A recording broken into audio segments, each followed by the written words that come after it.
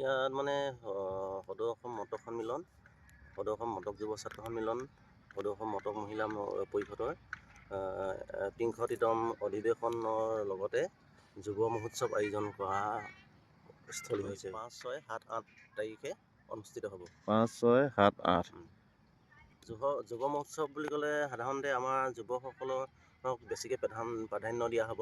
যুৱকসকলৰ শিক্ষিত ক্ষেত্ৰত আৰু আগলৈ মানে যুৱকসকলে কেনেকৈ আগবাঢ়ি যাব পাৰিব, ৰাজনৈতিক শিক্ষা দীক্ষাৰ ওপৰত নিৰ্ভৰ কৰিব পৰা হ'ব।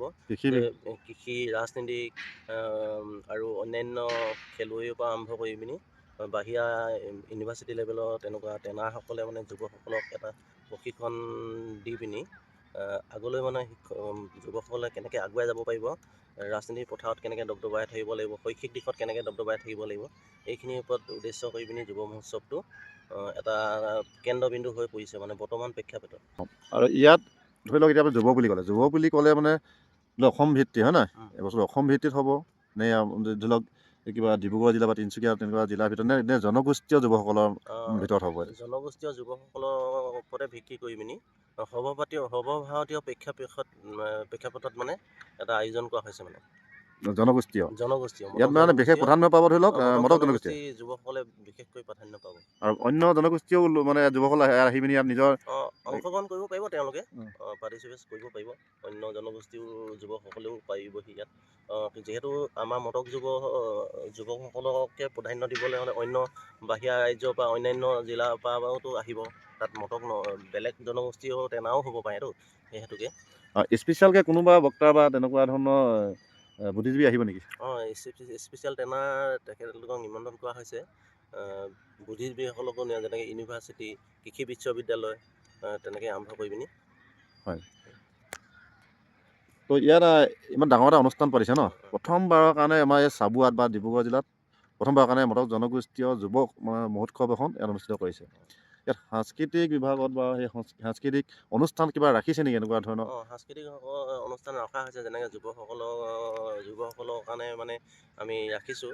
যেনেকৈ সাংস্কৃতিক সন্ধিয়া অনুষ্ঠানটো আছে, যেনেকৈ জয় বৰুৱা আহিব, আচুৰ্য বৰপাত্ৰ, এনেকৈ আমাৰ জাতীয়তাবাদী শিল্পীসকলো আহিব, যেনেকৈ বিপিন চাওডাং, আপোনাৰ লুইত গগৈ, মহেন্দ্ৰ হাজৰিকা, তেনেকৈ আৰু নতুন যুৱকসকলৰ মানে উদীয়মান যুৱশিল্পী হিচাপেও আমাৰ দুজনমান আছেতো, তেনেকৈ বিশ্বজিৎ খাটোৱাল, মঞ্জুৰী ফুকন, অন্যান্য আদিকে কৰি বহুকেইজন মানে প্ৰায় 13জনমান শিল্পী ইয়াত প্ৰদৰ্শন কৰিব।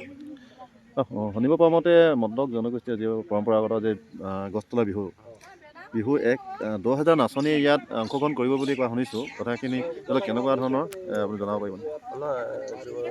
আমাৰ যিটো মটক জনগোষ্ঠী গছতলৰ বিহু মানে ডিব্ৰুগড় তিনিচুকীয়াৰ পৰা আদি কৰি পিনি আমাৰ এই দুখন জিলাতো গছতলৰ বিহু আছেই।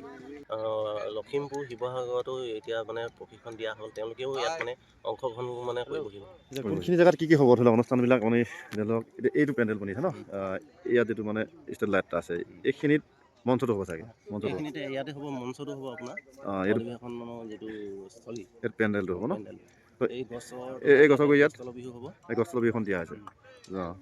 তাৰপৰা এইফালে যিটো ঘৰ বনাইছা, মটক জনগোষ্ঠী যেনেকৈ আহি ঘৰ, ভঁৰাল, অন্যান্য আমাৰ যিবিলাক মানে থাকে মানে গাঁও সমাজত থকা এই তেনেকুৱা প্ৰদৰ্শিত কৰা হৈছে। মানে ইয়াতে আকৌ এইটো আপোনাৰ যুৱ সদন, মানে যিটো যুৱ সদন ইয়াত আলোচনা ইয়াত হ'ব ন। তো ধন্যবাদ থাকিল আপোনালৈ, আৰু আশা কৰোঁ এই মহোৎসৱখন ৰাইজেও আদৰি ল'ব আৰু মহোৎসৱখনৰ যি উদ্দেশ্য সফল হ'ব।